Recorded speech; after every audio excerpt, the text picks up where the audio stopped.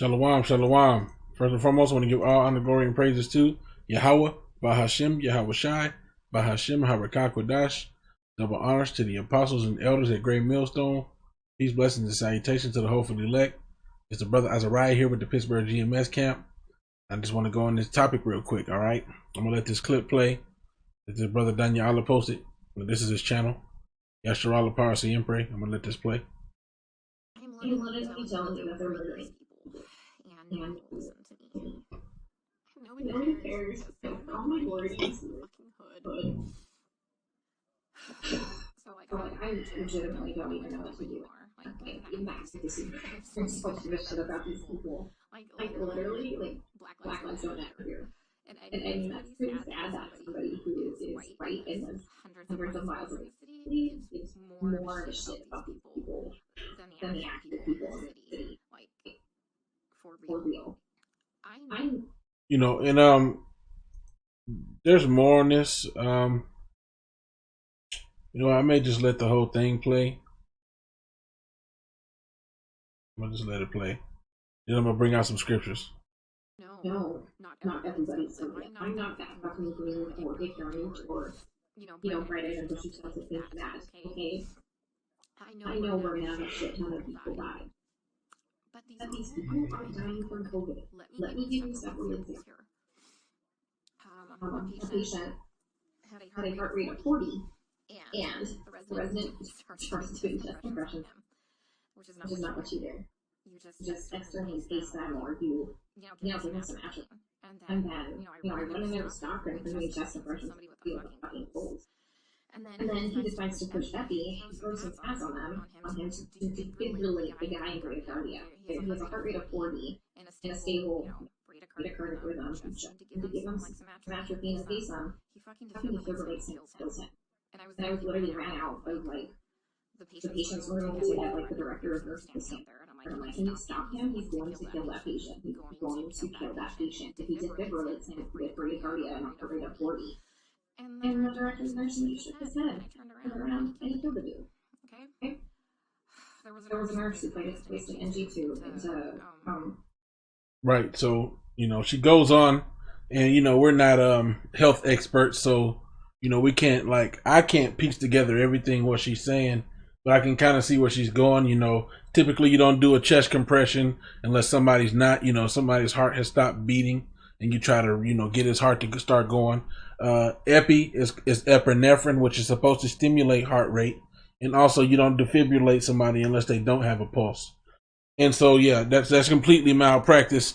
And this just ties in with what Apostle Tahar was. Apostle Tahar did a video right here. It's called GMS News Flash: COVID-19 ventilators killing people. Real talk. And this was the ad. This was the ad that came out. It says nearly all COVID-19 patients put on ventilators in New York's largest health system died, study finds.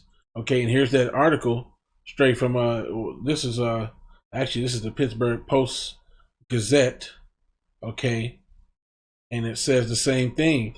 Nearly all of the COVID-19 patients put on ventilators in New York's largest health system have died, study finds. And it says here that 88% of those placed on ventilators died. All right, but then they updated it later. Supposedly, it went from 88% to 25%. And I don't see how you make that big of a mistake.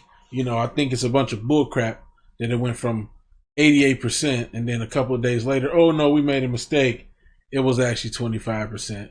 But let's just get some scriptures on this, okay? Some scriptures on this. I'm gonna start off because you got to understand this is a conspiracy. Okay, for lack of a better term, this is a deliberate plan and plot to get rid of you so-called blacks, Latinos, and Native Americans. And because you don't know the scriptures, because you don't know what the Most High said was going to happen, because you don't have the eyes to see, you walk around blind and you don't know what's going on. And this devil is allowed to just take you out. So let's get a few scriptures. Psalms 83.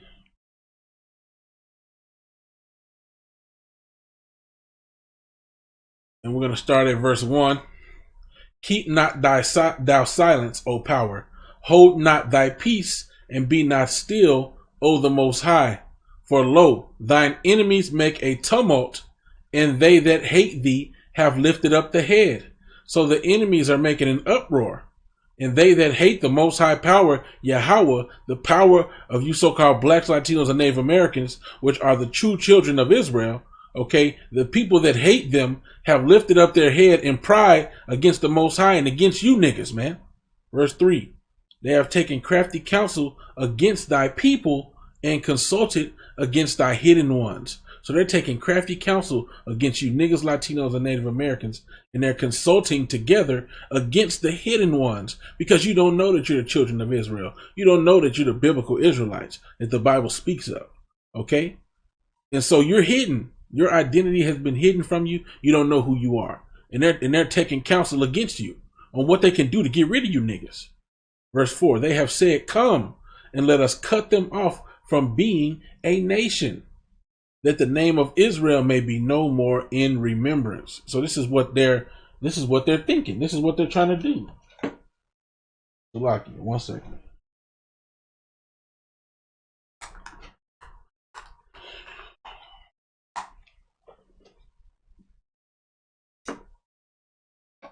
All right, this is what they have devised against you, man. Salaki, I had to put my headphones so I can know how loud I actually was. You know, I got neighbors and it's late. Salaki. All right, so continuing along, man. They have consulted together with one consent. They are confederate against thee. So all the nations, you have to really grasp this.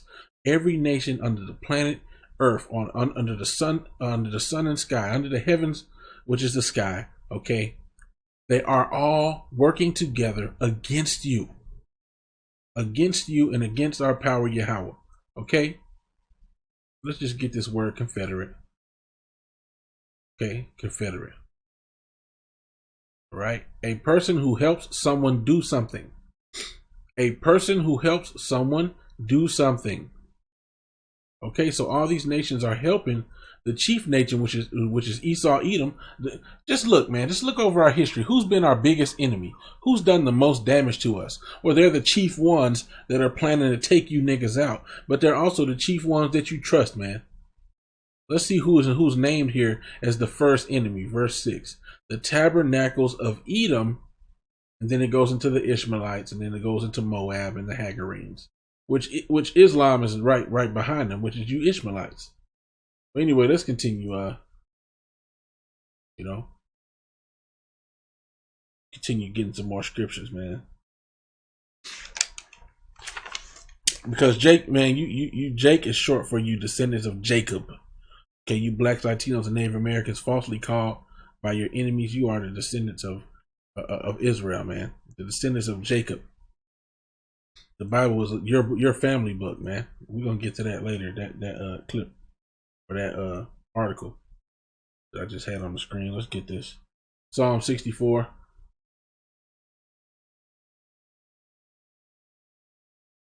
Verse 2. Hide me. I'll start at verse 1. To the chief musician, the Psalm of David. Hear my voice, O power, in my prayer. Preserve my life from the fear of the enemy. Hide me from the secret counsel of the wicked, from the insurrection of the workers of iniquity. The Most High is going to have to hide us from the secret counsel of the wicked, man, of the rulers of this planet, man, that rule from the darkness. They have counsels that they take. And people, if you know anything about the quote unquote Illuminati, I mean, you've heard about Bilderberger and these different councils that the world leaders have to decide the fate of the world. Okay, verse 3. So I'll start at verse 2 again. Hide me from the secret counsel of the wicked, from the insurrection of the workers of iniquity. The insurrection means to go against the government, and they're really against the government of the Most High. They're against what the Most High has set up. It's insurrection. A violent uprising against an authority or government. And the Most High is the ultimate authority, and they are uprising against him. And part of that uprising is taking you niggas out, man. Verse 3, who whet their tongue like a sword, meaning they sharpen their tongue. When you sharpen the sword or a knife, they have what they call a whetstone, and that's how they spell it. Who whet their tongue like a sword and bend their bows to shoot their arrows. even bitter words, that they may shoot in secret at the perfect. Suddenly do they shoot at him and fear not. So they lie on us, man. You know, they say so-called blacks are the primary carriers of this COVID-19 virus. You know, and it downgrades and demeans you, and it puts you in a bad light. You know, worse than you already were in. Amongst these nations and amongst these people out here, they look at you like, oh, that nigga got it. They got it. Get away from that nigga. They was already thinking that, you know. But now they really think it. Verse 5, they encourage themselves in an evil matter. They commune of laying snares privily. They say, who shall see them? So they're encouraging themselves in an evil matter. We're going to get these niggas, you know. And as you heard in that video, we're going to kill these niggas when they come to the hospital. We're going to take as many of them out as we can. You know, they are encouraging themselves in this matter. They commune of laying snares privily. They say, who shall see them? I even saw this thing that said that, oh man, hospitals are getting paid more for COVID deaths. Now, let me see if I can find it.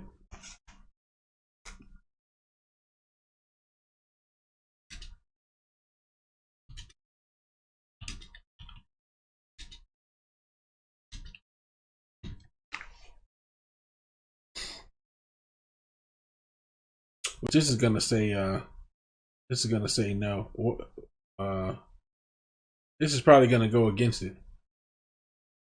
Fact check.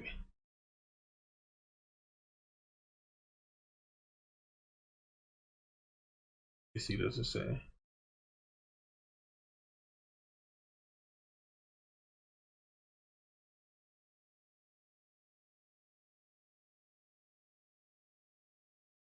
Lucky. Right. Look at this, man. Jensen said hospitals administrators might well want to see COVID-19 attached to a discharge summary or death certificate. Why? Because if it's a straightforward garden variety pneumonia that a person is admitted to the hospital for, if they're Medicare, typically the diagnosis related group lump sum payment would be $5,000. But if it's COVID-19 pneumonia, then it's $13,000. And if that COVID-19 pneumonia patient ends up on a ventilator, it goes up to $39,000. You know. So I mean, look, man. Whatever the case may be, it's looking like that's true, man. As fact checks conclusion, recent legislation pays hospitals higher Medicare rates for COVID-19 patients in treatment, but there is no evidence of fraudulent reporting. Wow. You see? So they do pay higher when somebody's dying from a COVID-19. So come on, man. Come on, man. And so y'all think that these people are righteous or something to the point where they won't kill you on purpose so that more money can come into the hospital? You think that these people are beyond that? Let's get some more scriptures, man. Get some more scriptures. Psalms 31.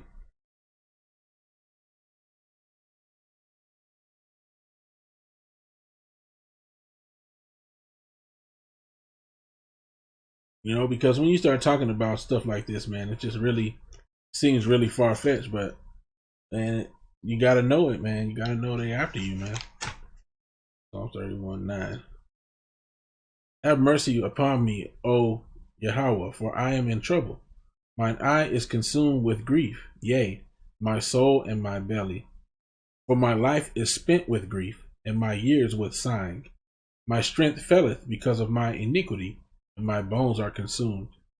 I was a reproach among all mine enemies, but especially among my neighbors, and a fear to mine acquaintance. They that did see me without fled from me. I am forgotten as a dead man out of mind. I am like a broken vessel. For I have heard the slander of many. Fear was on every side. While they took counsel together against me, they devised to take away my life. You see? But I trusted in thee, O Lord, and said, thou art my power. But you gotta look what it's saying here, man. For I have heard the slander of many, the lies. Fear was on every side. For while they took counsel together against me, they devise to take away my life. And that's what our enemies are doing, man. That's what our enemies are doing. They're devising a way to take away the lives of you so-called blacks, Latinos, and Native Americans, because they notice that if they can get rid of us, that Esau in his warped mind, okay, he has a way, he has devised a plan that if he gets rid of the so-called blacks, Latinos, and Native Americans, if he gets rid of the Israelites, there won't be anything to save. The scriptures even say that.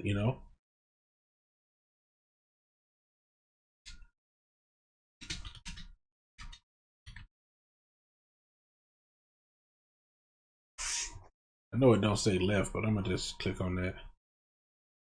Matthew 24:22 says, and except those days should be shortened, there should be no flesh saved, but for the elect's sake those days shall be shortened. Matter of fact, let's read above that, Matthew 24:21. For then shall be great tribulation, such as was not since the beginning of the world to this time, no, nor ever shall be. And except those days should be shortened, there should be no flesh saved. But for the elect's sake, those days shall be shortened. So he's gonna come out with this such a big campaign to destroy you niggas, to destroy the children of Israel, that if it hadn't been for the Most High shortening the days, it wouldn't be any flesh saved, man. All right, so let's get some more. Sirach 12, one of the classics.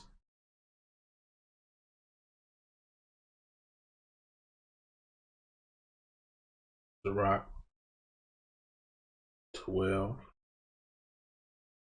Lock in. Boom. Sirach 12, and we'll start at verse 10. Never trust thine enemy, for like as iron rusteth, so is his wickedness. So iron, right?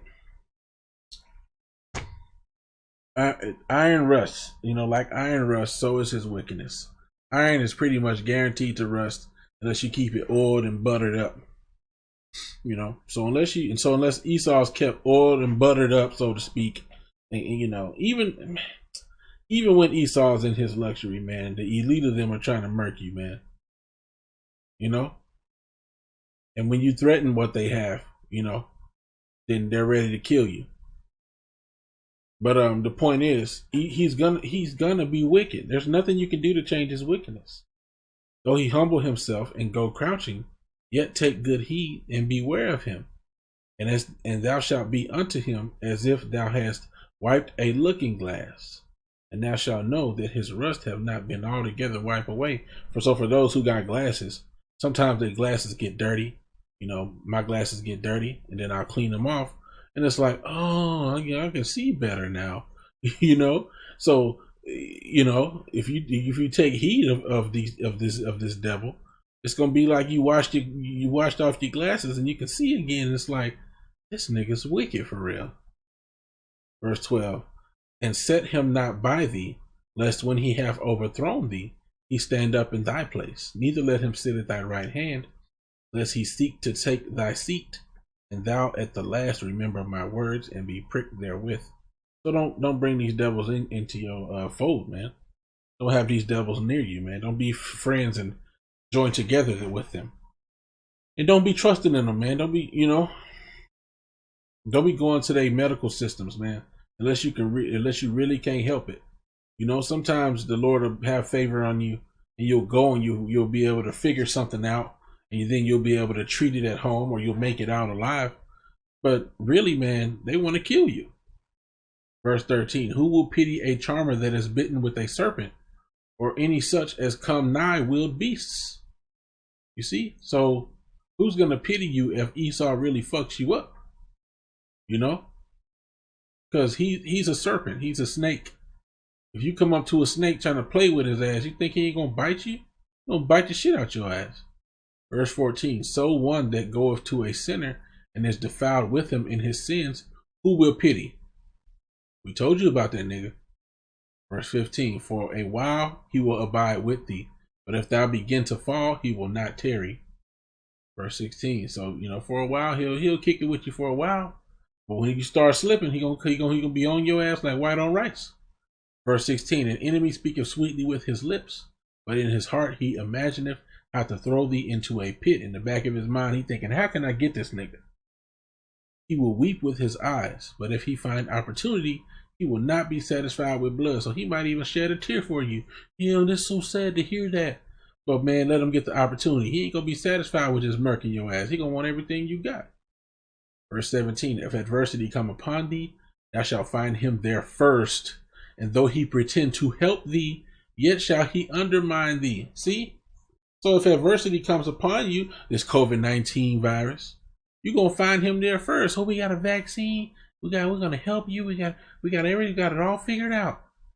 And though he pretend to help thee, yet shall he undermine thee. So though Edomite's gonna pretend to help you, man, at the end of the day, they got a plot in the back of their mind on how to fuck you up, man. And this should really show you here. I'm just gonna briefly read this, just an example of that we saw in real life.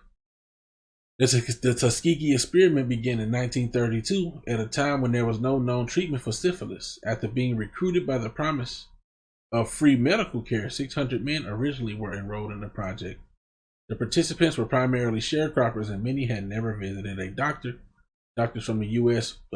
Public Health Service, which was running the study, informed the participants, 399 men with latent syphilis and a control group of 201 others, who were free of the disease. They were being treated for bad blood, a term commonly used in the area at that time to refer to a variety of ailments.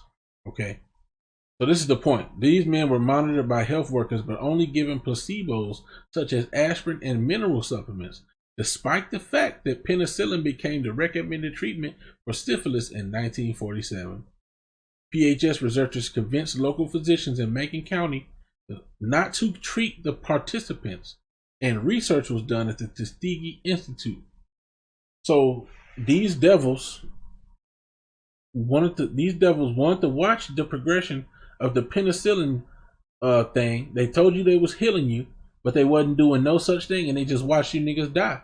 Even though a treatment came out, a real treatment, they wasn't giving that to you, and they just watched you niggas die for years too. It said that it continued on for 40 years. Okay? Let's see.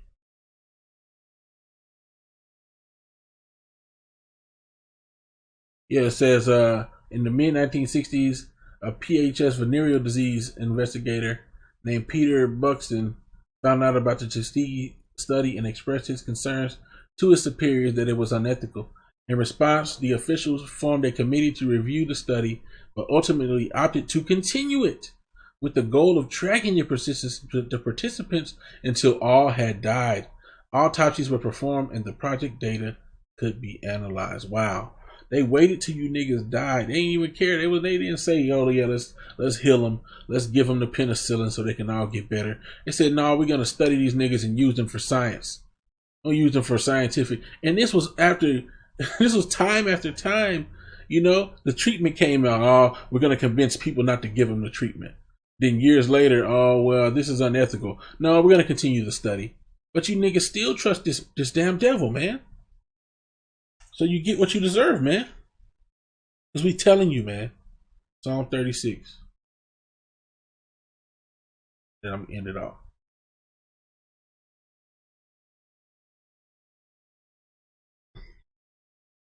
Psalm 36:1. To the chief musician, a psalm of David, the servant of the Most High. The transgression of the wicked saith within mine heart, that there is no fear of the Most High before his eyes. So upon viewing the transgression of the wicked, in his mind, he's like, ain't no fear of the Most High in these niggas, man, and these devils. And that's exactly what it is. Verse 2. For he flattereth himself in his own eyes, until his iniquity be found to be hateful. The words of his mouth are iniquity and deceit. He hath left off to be wise and to do good. He deviseth mischief upon his bed. He setteth himself in a way that is not good. He abhorreth not evil. He don't hate evil, man. This devil does not hate evil, man. He loves it. Okay, and he's gonna push his evil agenda on you, man. Okay, and next up is the mark of the beast. But before the mark comes, he's gonna continue to do his draconian, unlawful decrees upon you, so-called blacks, Latinos, and Native Americans, until he have really destroyed you, man. He's gonna destroy as many as he can. So, Lord willing, this lesson was edifying. I'm going to go ahead and end it there. I'm going to give all honor, glory, and praises to Yahweh, Bahashem, Yahweh Shai, Bahashem, Harakah Kodash. Double honors to the apostles and the elders at Great Millstone. Peace, blessings, and salutations to the hopefully elect. Right, you few women and children also that listen and learn in sincerity. Okay, shalom to you. All right, with that, I want to say shalom.